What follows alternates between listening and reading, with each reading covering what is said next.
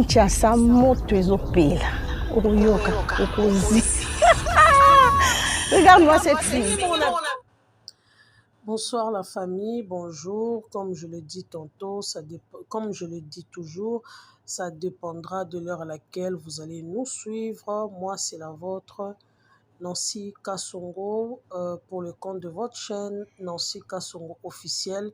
Heureuse et toujours de mon côté de vous savoir nombreux en train de nous suivre, et ça me fait également plaisir de vous la présenter. Alors, avant tout, je dis un grand merci à mon Dieu qui a fait en sorte que je sois là pour vous tenir compagnie pendant au moins 50 minutes. Vraiment, je suis très heureuse.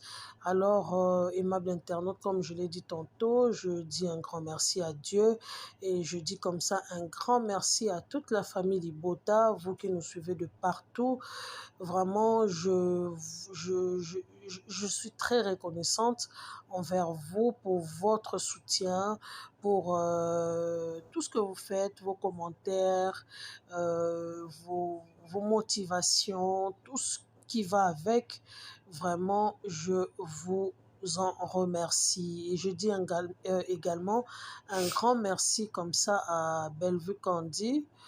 Bellevue Candy, merci à toi et merci à toutes les personnes qui la soutiennent aussi, à tous ces communicateurs. Vraiment, je vous salue de partout. Belle Candy sur TikTok, je te salue. Voilà, Mersoise, je te salue aussi. Bandeko nyonso oyo to soutenaka Bellevue na pesi bino bambote ya mingi. Alors, aimable internaute, lelo nalobaki il faut nalobela totia nanu pause côté ya maman na biso Annie, et puis tolobela pe côté ya tableau ya Gesho. C'est vrai que tozongela Stéphie, mais na mwa suka couple ya Stéphie, Ada et puis Joël, parce que bango nde baza centre ya film na biso, soki nakoloba bango bongo baza centre ya film na biso.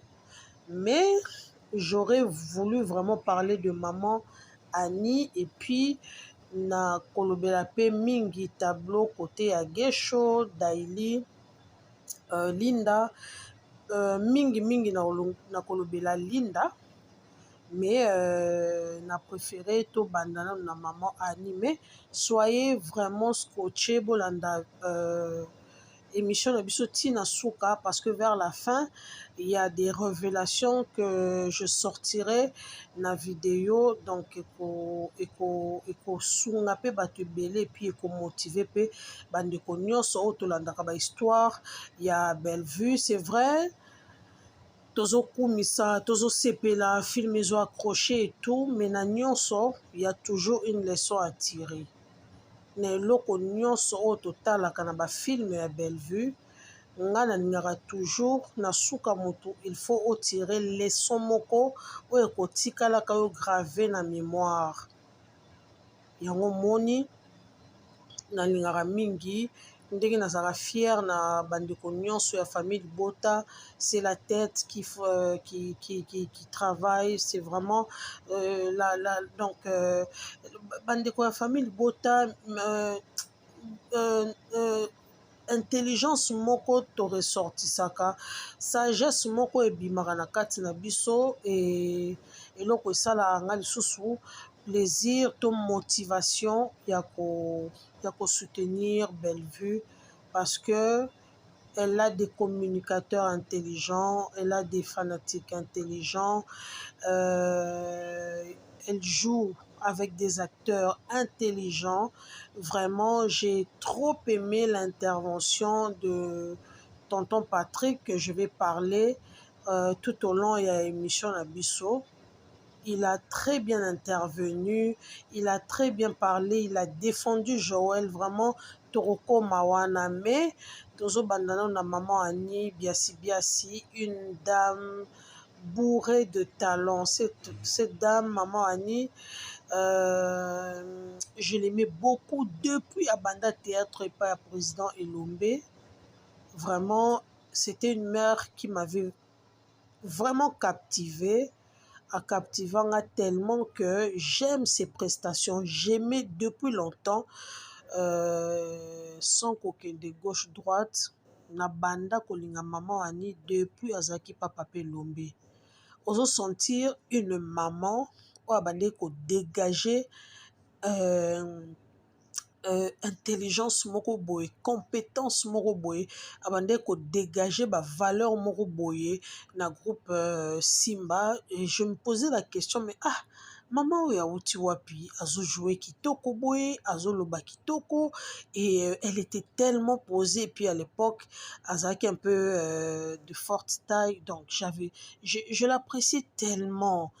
Donc abandé ko vandisa pe avandisaka oyo ezali personnage na ye. Alors hommage à elle, coup de chapeau à maman Annie Biasi Biasi, une très bonne actrice ou à Jouaka. Elle sait ce qu'elle fait. Ahebi marambo salaka. Et à Pesaka, au Balobara, vraiment, elle donne le meilleur d'elle.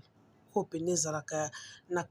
Donc, c'est comme si elle jouait. C'est comme si donc Amemaka, le réel dans l'irréel. C'est vraiment une femme, une maman à féliciter. Et nous voyons cela aussi.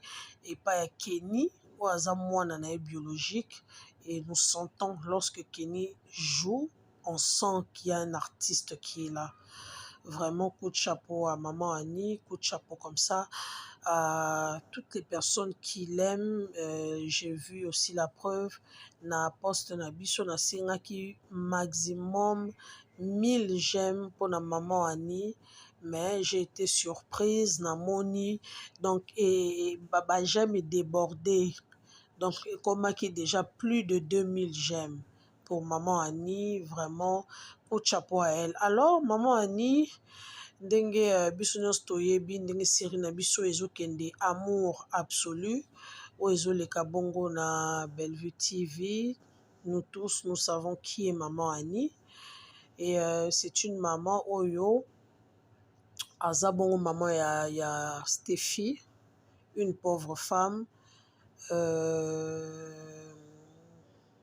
aveugle oyo amona mwana na ye te, aboti Stéphie ti Stéphie akoli amoni ye te. Donc elle a conçu Stéphie en étant aveugle, aboti Stéphie akoli, et quand ndenge ezalaka mwana kutani na copain et tout. Moi résumé par rapport à bandeko nyonso oyo misusu bayebi histoire ya film na biso te oyo ezoleka Amour Absolu. Et voilà, comme j'ai voulu commencer avec maman Annie, alors moi résumé mouké par rapport il y a notre actrice, excusez-moi, notre actrice maman Annie. Alors nde na bandeko lo bazali maman ya aza, parce que série na biso esili nanu te. Donc toza na kati ya série Amour Absolu o lelo totalaki bongo 11e partie, 11e épisode ya Amour Absolu. Alors maman Annie azali maman ya Stéphie, aboteli Stéphie akola kolingana na jeune homme na kombo ya Ada.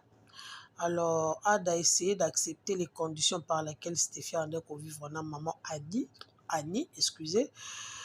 Alors et ko sala que papa ya Ada a commencé ko harceler Ada pour abala. Alors Ada a proposé ki bango que azana mwasi na copine na moko yenda ko bala. Alors et ko sala que vu condition na bango, vu pauvreté na bango, Ada ayokaki soni amoni ndeni ya koprésenter Steffi, disons maman ya Steffi epai ya baparent na ye te. Alors aproposaki Steffi soki akoki kozwela ye ndako. Steffi abi te, il faut baparent na yo baaccepte maman na ngai, baaccepte condition na biso na eta oyo tozali. Alors Ada amonaki so eloko kosala te, e aye osala ye omema baparent na ye epai ya Steffi. Malheureusement les conditions oyo bakutelaki Steffi basepelaki nango te. Donc ils ont trouvé que bazalaki trop pauvre. Alors badénigraki pe bango et esalaki Steffi bien te. Mais au-delà ya wana, quand même, ils avaient organisé plutôt le mariage civil pona kobalana ya Ada na Steffi azali bongo mwana ya maman Annie. Alors il s'est fait que le jour du mariage civil, maman Annie aye koya na libala ya mwana na ye. Malheureusement, la petite sœur à Ada, orgueilleuse, parce que famille à Ada baza trop orgueilleuse, pardon, la famille de Ada. Alors, il au sala que jour à libala, petite sœur ya Ada aye ko benga na maman Annie. Alors, ça qui vraiment passé. Steffi a supporté qui humiliation en athée. Alors a préféré ki ko boma libala ko kata libala wana kende na maman na ye pour na respect à maman na ye, parce que maman basombaka te. Tozalaka na maman moko na mokili, soki akei c'est fini. Maman leki azali, maman kulutu azali, mais maman azalaka ye moko. Alors elle a préféré ko préserver ou ezali respect à maman na ye malgré pauvreté na bango, mais aboma libala. Atikaki Ada bakabwanaki pe koleka. Steffi a continué vie na ye. Ada baye kopesa ye mwasi oyo bango bamonaki kabongi na Ada, parce que mwasi wana azalaki na famille moko riche lokola bango. Et il s'est fait que mwasi oyo Ada alingaki azalaki trop impoli et tout. Azo manqué Ada ba respect, donc respect pene eza te. Parce que bango bamonaki mbongo, bamonaki éducation mwasi te. Alors na côté ya maman Annie, et ko sala que Steffi aye kokutana na Joël azaki vendeur des journaux. Alors et ko sala que Joël aye kolinga Steffi, et un bon matin ndeka nzamba salaka makambo na ye soki ekomi ngonga oyo apambola yo ekipaka temps te, ekipaka jour te, ekipaka heure te. Alors et kosala Joël aye kokutana na camarade ni moko batangani classe moko, asunga bango pe na classe ba réponse et tout na kombo ya Patrick oyo azali entrepreneur, alingaki a installé oyo ezali compagnie na ye na Congo awa.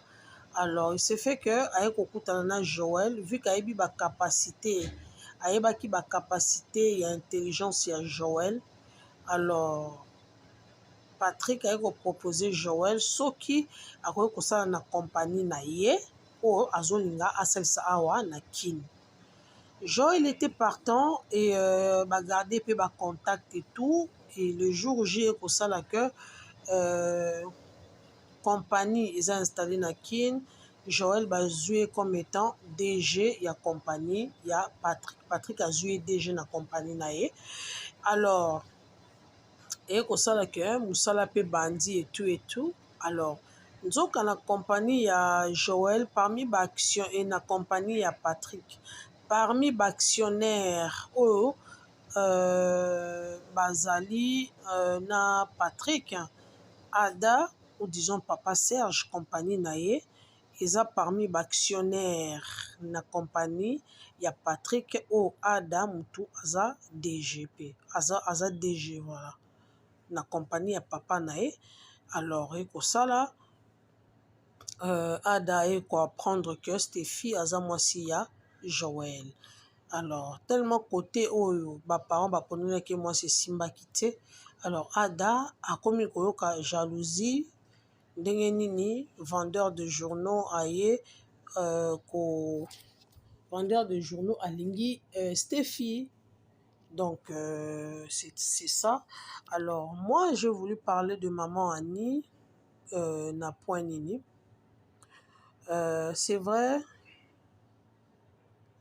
pauvreté, ezalaka maladie. C'est vrai, maman Annie ezalaki pauvre, mais étant pauvre, c'était une femme instruite.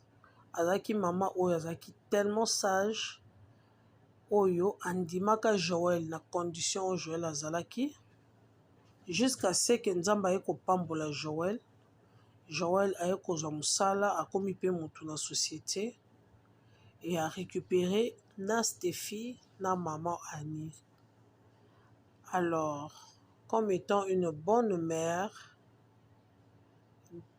ndenge andimaki Joël, akomisaki lokola mwana na ye, et elle est en train de jouer son rôle en tant que mère. Na kati ya vie ya Joël, et puis na vie ya mwana na ye Steffi. Elle joue un très grand rôle, surtout na vie ya Joël, parce que na étape oyo tokomi ya série, c'est la vie de Joël qui est en jeu. Pourquoi la vie de Joël est en jeu? C'est vrai, il y a des choses oyo ekomaka bitumba moko boye oyo même yo moko ozomona ke bitumba oyo moto azolinga aligue contre nga eza nango na sens te. Parce que mwasi oyo ozolinga to zuwa oyo ozosala eza mwasi oyo bozalaka na ye kala esimbaka te. Parce que soki esimbaki na mwasi oyo bapesaki yo epa baparent na yo, en aucun jour olingaka oluka ozongela Steffi. C'est parce que esimbi te epa ya mwasi wana bapesaki epa baparent na ye, nde akomi sikoyo komona ke Steffi azalaki important. Parce que déjà, Steffi, c'était une fille très bien éduquée. C'est une fille très bien éduquée. Oh, maman a élevé na ba valeur. Donc, elle sait respecter tout le monde. A ebi kocha mutuna place na ye mukolo to mwana muke. Alors, Ada pe na suka a jouaka na ki orgueil nyonso. Parce que na suka c'était aye ko gangela Steffi. Aye ko lobela Steffi mabe. Alors, Steffi a dit que moi, je ne peux pas continuer na famille au bazo humilier maman nanga. Alors, Ada, il avait débordé que na linga que na mawa. Et c'est quelque chose au basi ming balinga ko kangote que mobile a lingé pour na mawa. Alors, ça avait énervé encore une fois de plus Steffi. Donc, Ada, c'est là qui orgueil. Donc, c'était ça. Il a opéné qui relation à Bango. Alors, maman Annie, elle est en train d'avertir Joël parce que ayebi batu oyo, c'est vrai de vue à mon abangote, mais de par leur comportement, ce qui a fait que maman Annie azali kobenda Joël Matoyi parce que ces gens-là, batu oyo batondi n'orgueil, batu oyo batondi sami na lolendo, bato oyo batondisami na makambo ebele mpona bango soki oza na mbongo seke mbongo ezali finalité ya makambo nyonso e bato wana bazalaka capable na nyonso. Ils sont capables de te tuer, ils sont capables de te faire du mal, ils sont capables de t'empoisonner, donc ils sont capables de tout. Yango maman Annie, parce que Joël n'a pas de parents, maman Annie, elle est en train de jouer ce rôle-là, malgré aveugle, mais azo assumer le rôle d'une vraie mère, en conseillant à Joël de faire très attention à la famille à Ada, parce que baza batu moko baza borgueilleux makasi. Pona bango, mutu na vie akoiko. Mutu soka za pauvre, c'est qu'on okufa pauvre. Il y a la preuve de komona Ronel a commis ko s'attaquer, to a commis ko boakela Joël Bambouakela. Parce que je tiens à signaler ou à rappeler que Ronel Azali travailleur et pas Ada. Azosala et pas Ada. Vu que Bazab actionnaire na compagnie à Patrick, alors et osala que Ada asingaki Patrick ba engagé pe Ronel Karandine Zalaka. Alors, il s'est fait que Ada comme intoxiqué Ronel que Babouakela ka Joël Bambouakela Gaza vendeur de journaux et tout et tout. Alors, et comme il inquiété pe Joël, et comme il inquiété Joël, de Joël a qui n'a coupé sa rapport et pas à Patrick. A qui n'a coupé sa rapport et pas à Patrick. Na makambo oyo ezali kolika na compagnie. Donc, pour dire maman Annie a conseillé Joël qu'il fasse très attention. Ada, ils sont capables de tout. Ils sont capables de tout, c'est vrai. Joël a dit que non, ça les côté, je sais et tout et tout. Maman Annie a insisté toujours pour nous conseiller Joël pour que ma bé est comme il a été. Il faut être très prudent. Azala vraiment très prudent vis-à-vis na Ada et puis na Ronel parce que baza capable de coucher les poisons, baza capable de ressaler ma bé. Mais bazo bosana que ce qui lelo Stéphie aza na ye Ada te parce que bazala qui trop orgueilleux, bazala qui na lolendo. Bazaki na lolendo, alors lolendo na bango et ça qui va perdre moto oyo azaki peut-être important na vie à moi na bango mobali. Et voilà. Donc après ndeto ko na bongo Joël na Stéphie ba kopé sa rapport et pas à Patrick. Patrick oyo azali mokolo compagnie bisika Joël azali ko sala ba kopé sa rapport et pas il y a Patrick et puis na Kenny bango nde baza bakolo entreprise et ba kopé sa rapport il y a Ronel ndenge azozala utilisé par Ada pour ba Joël mal à l'aise na compagnie car ndenge ba compagnie yango ezalaka. Donc soki eza na bato moko boye balingaka o te bakokomba kosala Bambouakela. Moi personnellement j'ai vécu ça wana na osala na antenne A, c'est-à-dire omona bato moko boye basepeli te ndenge yo ozwi émission wana bapesi yo ndenge nini oza nani. Donc bato ya bongo balingaka te e bakobundisa yo bakosala tout pour que otika esika wana. Alors eza na bato mosusu neti nga particulièrement j'avais voulu préserver ma vie. J'ai quitté ce travail, je les ai laissés et malheureusement émission on peut ba welela basala on peut te batika bato musu ba ya osala. Donc na ba compagnie auto salaka, il y a toujours des gens comme des Ronel. Il y a toujours des gens pareils au bayaka na compagnie pour na kotia baninga mususu mal à l'aise. Soko kokito sala nini o lâcher au kende na yo. Donc voilà, comme je disais, maman Annie, la image tozo mon azo pesa Joël ba conseil. Et ils a ba conseil moko, o ils a ba conseil moko ya kosimba makasi. Parce que ba te belé ba kufa na ba kidiba, surtout na ba compagnie oyo ya ils a partout, ils a awate partout et ça les maka. Donc ce qu'on a sage te bakoki koleka yo na poison bakoki kotinda babandi c'est-à-dire eloko kaka oyo kosalaka yo limwa na miso na bango ils sont capables de le faire na bacompagnie oyo tosalaka ezala bacompagnie ya l'état ezala baprivé qui parate. Donc eza vraiment passé. Et c'est que moi j'ai beaucoup aimé après avant de dire ce que j'ai beaucoup aimé et là qu'on a craindre moi moukié et bongo comportement bon disons moi attitude à miké à Kenny je sais pas ce qui a qu'on maintenir kaka attitude na yo vis-à-vis na Joël mais je crains un peu parce que un moko Patrick azo tomboka pona makambu ya Ada, je sentais que comme si Kenny n'était c'est comme si elle n'était pas vraiment contente. Mais après, comment on essaie de ressaisir pour interrompre quand même moi suis jeune parce que elle a vu que Stéphie était devenue mal à l'aise.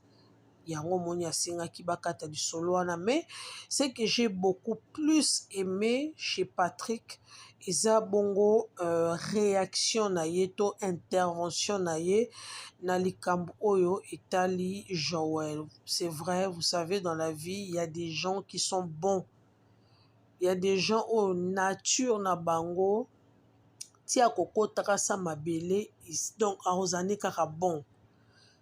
Il y a des gens comme ça.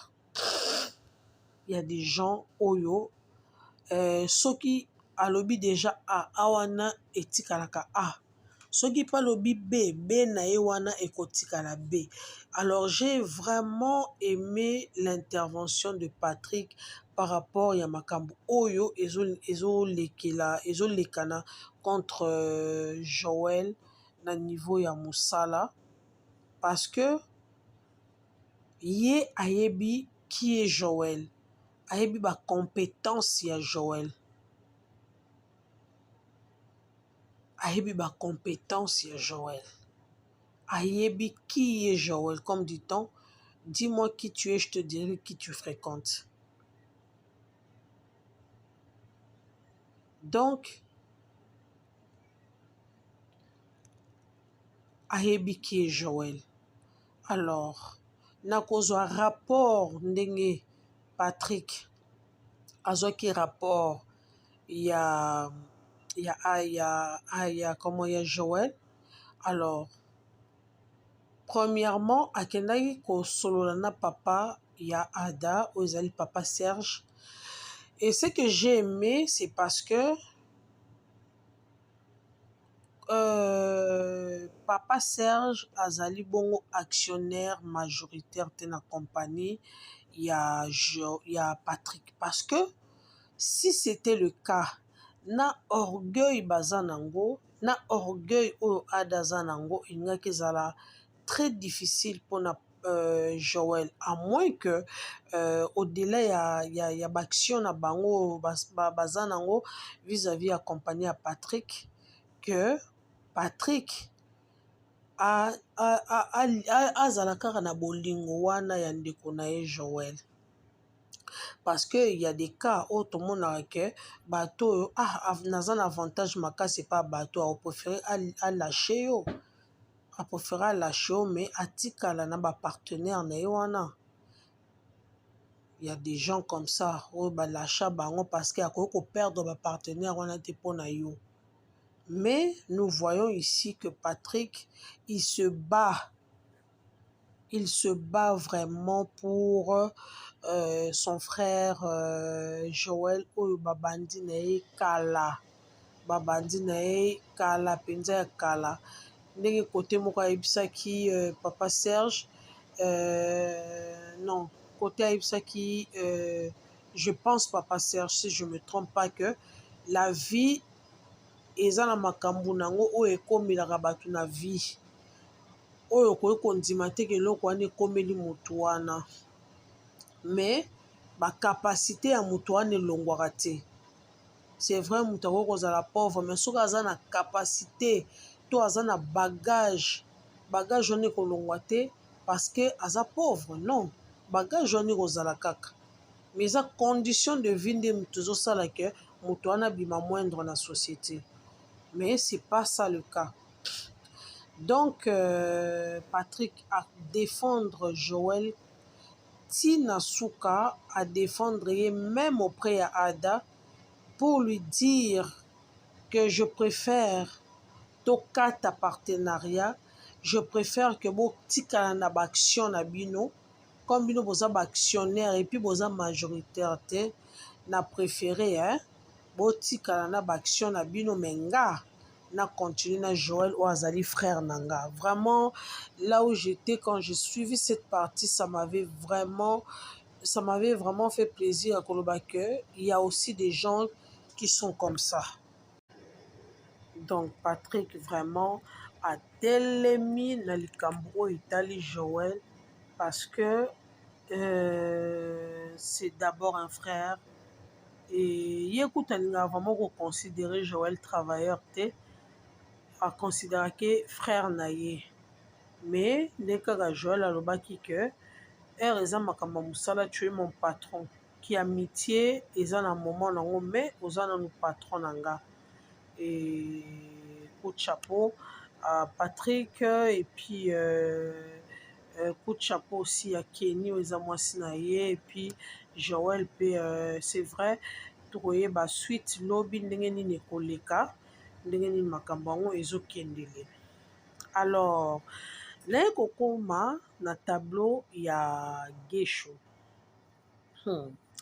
Tableau oyo eza moto, tableau oyo pena moto ezopela na ndako ya Gesho oyo. Vous savez, na mitunaka comment ces gens-là font. Je parle des gigolos.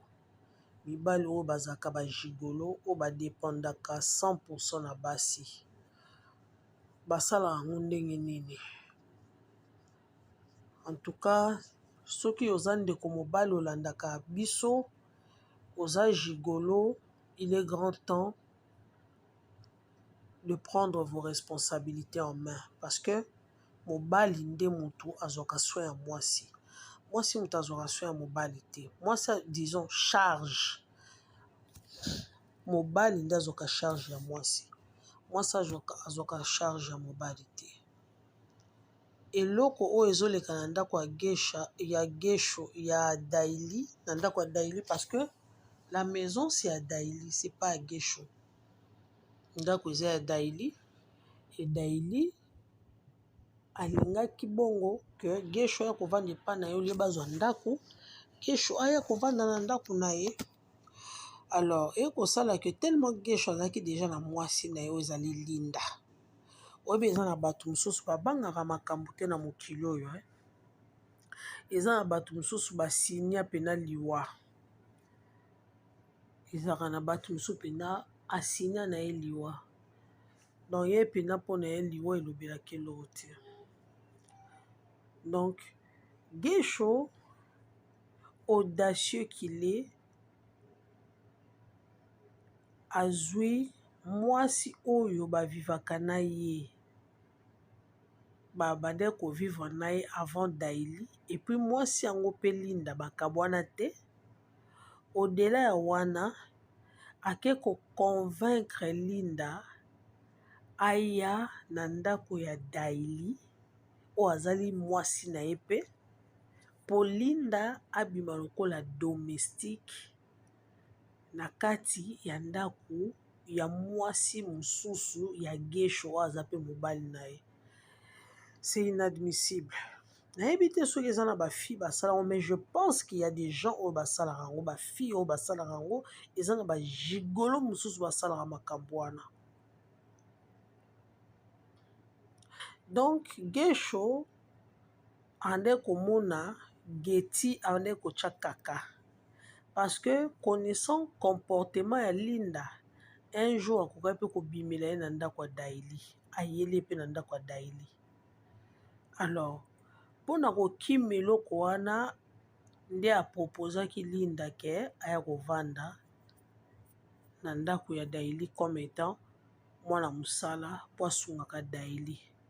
Donc yo jeune fille, oza mwasi, oza na bakapasité baatu nyonso Nzambe atyepa na yo, ondimi mobali akotisa yo na bêtise moko boye oyo eza bêtise moko nayebi te soki nakotya yango na catégorie nini. C'est-à-dire ondimi na yo. Eza na basi mosusu baloka bango na vie. Eza na basi mosusu baza ya koluka na vie. Donc au préféré oyo elobi Naomi. Oza mwasi ya ndenge nini au préféré oya kovanda na ndako ya oyo aza mbanda na yo. Okoma mwana musala na ye e likolo nango okoma kobenga ye madame patronne, naza mbanda na yo. Eloko wana esalenga somo. E kolanda badiscussion na bango nde place sikoyo makambo barevelation ya somo ekobima. Barevelation yango ya somo oyo ekobima na monoko ya linda esalinga nzoto malili. Yango moni eza na basi mosusu bapatrone mosusu bakufa kaka boye. Bino mokanisa soki banani baboma bango, nzoka nde na kati ya ndako mwana mosala akoma deja mwasi ya patron. Nzoka nde mwana mosala wana ezala copie ya patron. Nzoka nde azalaki copine na ye po bamonanaka tout le temps azwi copine na ye aye na ye lokola mwana mosala. Nzoka nde azalaka copine na ye. E makambo wana eza na bato ebele oyo bakotela osa mabele. Parce que je me dis toujours ba histoire oyo tolandaka ezalaka ba histoire tirée na makambo oyo ezali réel oyo esalema oyo ekomela bato oyo pe ti lelo esalemaka. Makambo oyo ezoleka na ndako ya Daili. Donc Gesho akenda kozwa mwasi na yo bazalaka na ye déjà avant Daili. Amoni ndeni ya kokabwana na ye te ake a proposé ye. Et la dame aussi a accepté. Pourquoi? Parce que il y a des raisons oyo na kati ya série toyoki linda bimisi yango. Et nous avons compris que non seulement andimaki kozala domestique na kati ya ndaku ya Daili, mais que ye na Gesho baza na plan oyo déjà baétablisaki. C'est trop fort. C'est-à-dire, ils avaient déjà bien établi leur plan et que une fois plan na bango et sili ba récupérer ou esengeli ba récupérer après basimi nzela bakei. Plan wana o linda lobeli biso na kati ya série eza plan nini? Eza plan nini? Est plan na bango eza baboma Daili comme ça Gesho a récupéré ba bien ya Daili. Ya mibale plan na bango ezali nini? Baza na idée bayiba ye peut-être aza na mbongo moko Daili aza nango oyo bango bayebi déjà ke bakoyiba yango bakokima. Plan yango eza nini? Alors ça m'a vraiment fait très mal. Donc yo vandaka nona batu déjà de un oyebi nanu te mwana mosala wana nzoka nde aza mbanda na yo oyebi te. Et puis de deux nzoka nde baza na plan moko boye bazo préparer contre yo oyebi te. Donc oyo balobaka mouton na kati ya balou. Donc oza mouton oza encerclé na balou ozoyeba te ba plan nini baza nango na moment moko boye bakodévorer yo et puis balie yo. Waouh, quelle idée! Il y a des choses qui se font sous ce soleil oyo ebangisaka. C'est-à-dire yo ti ozovanda na yo oyebi te ke bato oza na bango na ndako baza déjà na plan ya kosala mabe oyebi na yo te. Innocente oza no innocente ozoyeba te que bapréparé le déjà plan moko boye bien établi mpona kosala o mabe. Mais c'est grave. C'est vraiment grave. Alors tokoyeba suite na biso lobi nini oyo parce que déjà demain eza lokola 12e épisode ya série na biso Amour Absolu. Tokoyeba qu'est-ce qui va se passer na niveau wana. Alors je vais conclure parce que nazokende déjà kochuter. Nazwaki pe moi partie ya Body, Wilfried, et puis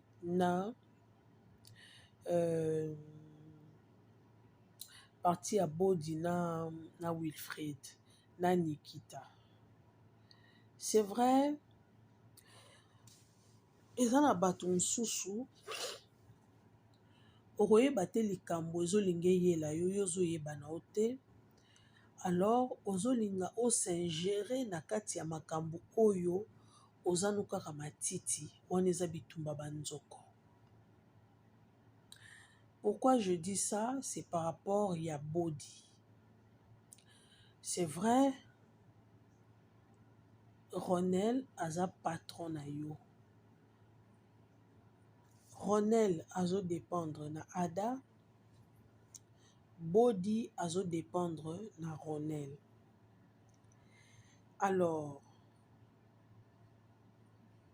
ignorant qu'il est que lelo soki ba Ada ba action na bango et que ba kabwani na Patrick, automatiquement même Body il va perdre son travail. Pourquoi il va perdre son travail? Parce que il veut s'ingérer na makambo oyo etaliété. Donc yé azolanda Ronel parce que Ronel aza chef na ye, donc akomi kolanda ba bêtise ya Ronel. Ronel a intoxiqué ye et il commence à faire partir na ba bêtise oyo Ronel azosala ya kotelemela oyo ezali bongo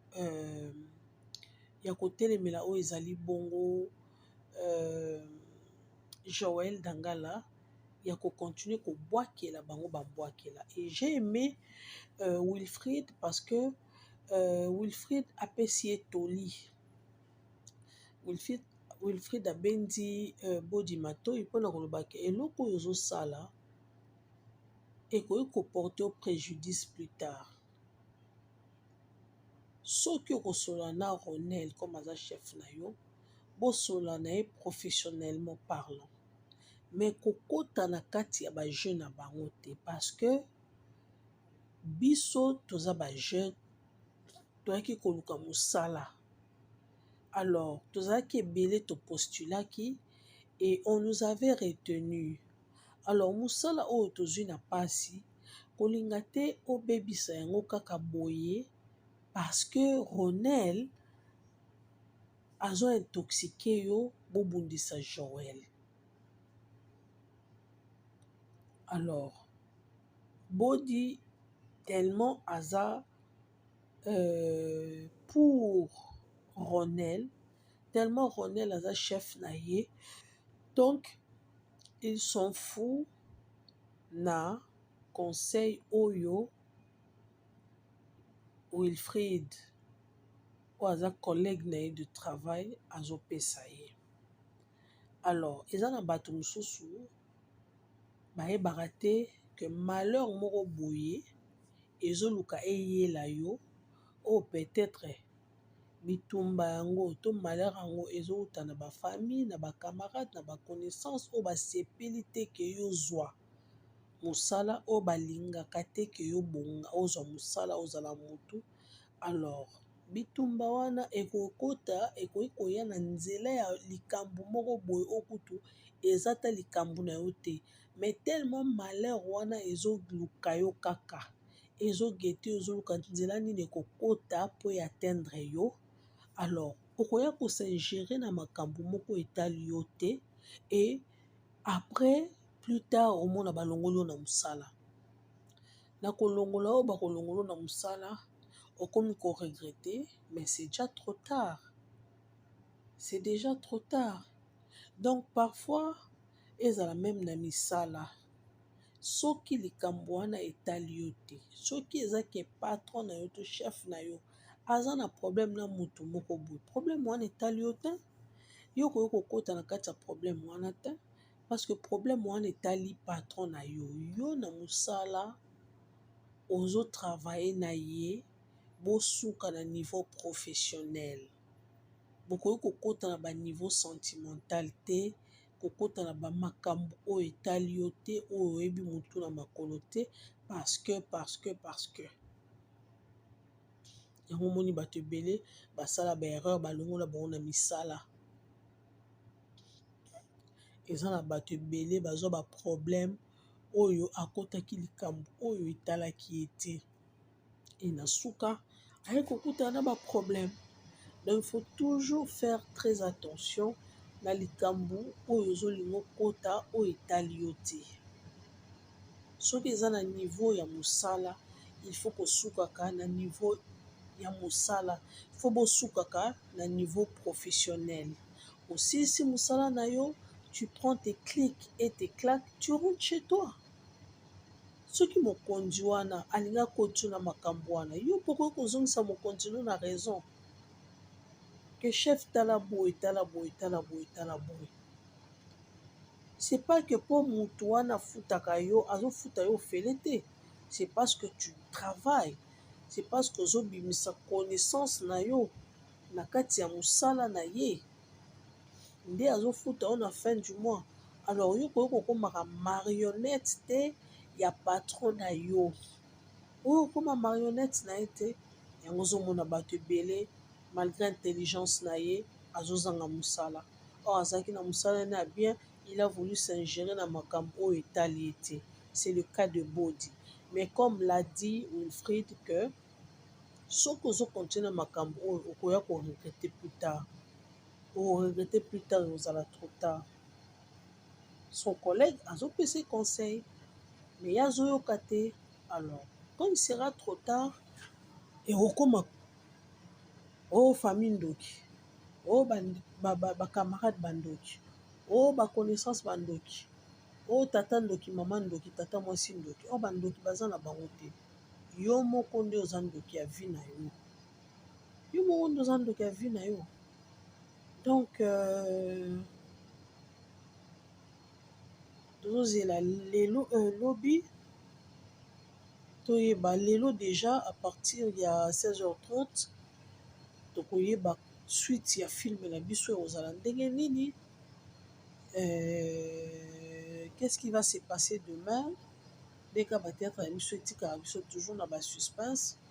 Tokoyeba lobi nini ekoleka, ezala epai ya Gesho, ezala disons epai ya Gesho na ndako ya Daili bien sûr, ezala côté ya Joël na Stéphie, ezala côté ya Patrick.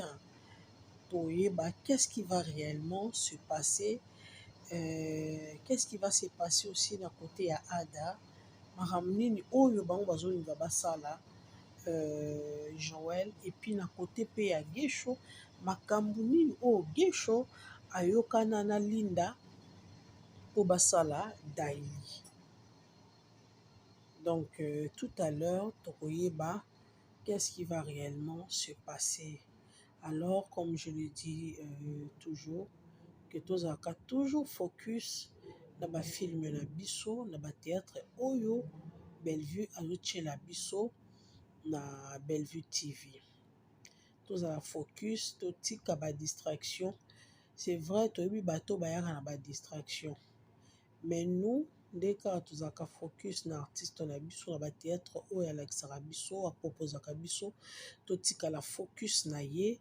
Nous avons 2 dates, nous avons aussi des tournées, nous avons aussi nos films, nous avons Candy Star oyo deuxième chaîne ya Bellevue oyo nakosenga pe na bandeko nyonso bokende s'abonner massivement na Candy Star TV. Kuna ezaka esika oyo Bellevue apesa opportunité na baartiste oza na histoire na yo okoma oye proposé batali yango na équipe. C'est l'histoire est captivante, c'est bon, ça passe sur Candy Star Télévision. Donc voilà, nakomi nanga na suka ya élément oyo nasali na mokolo ya lelo. Vraiment rendez-vous à ne pas manquer lundi à 16h30 sur Bellevue TV pour suivre la série Amour Absolu où est commis l'épisode 12. Où est commis déjà l'épisode 12. Donc, qu'est-ce qui va réellement se passer dans l'épisode Nabiso? Il y a Amour Absolu. Dans le 12e épisode Nabiso, il y a Amour Absolu. Vraiment. Merci na ba abonné nyonso ya NK officiel. Merci na bandeko nyonso bolandaka ngai. Ntiasa moto ezopela. Okoyoka, okozi. Regarde-moi cette fille.